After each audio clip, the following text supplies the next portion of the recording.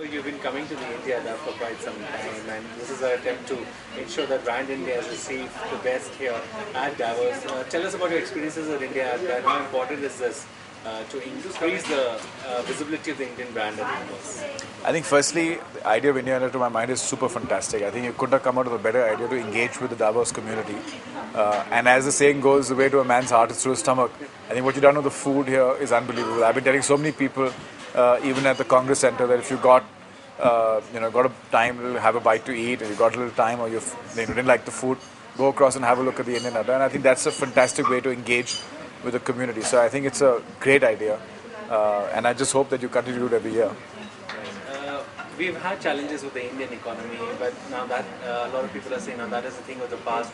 You've been somebody who's been positive about India in the future. What do you think about India now, considering the future business investment potential? Do you think India is now on the right track? Well, I think generally speaking, I find of all the other countries that one interacts with, Indians are very critical about their own nation, far more than any other country about their own issue. What have we had? We've had some political disturbances, we've had some slowing down of the economy. Nothing that no other country in the world has had.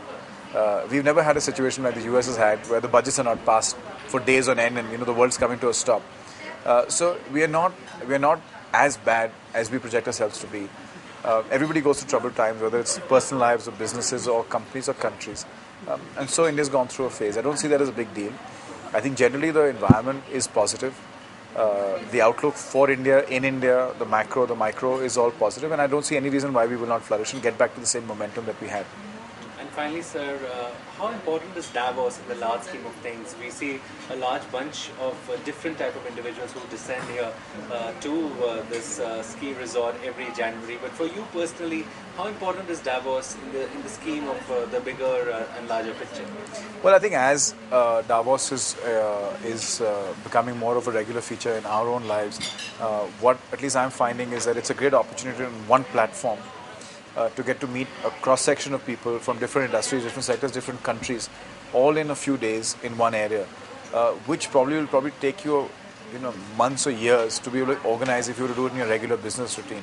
So it may not be all people relevant to your day-to-day immediately, but it becomes a conversation starter in some ways, and you never know where a conversation heads to. So I think just the connecting at a common place is fantastic. Secondly, the environment here is much more casual, even though we could be in suits and so on and so forth.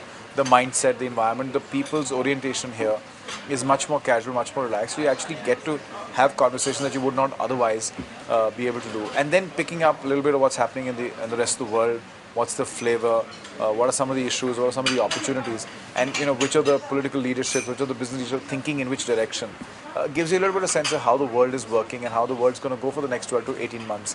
And therefore planning your businesses, if any, around that obviously helps to do that. So I think these probably will be the 3-4 things that I see that one can pull out of Davos.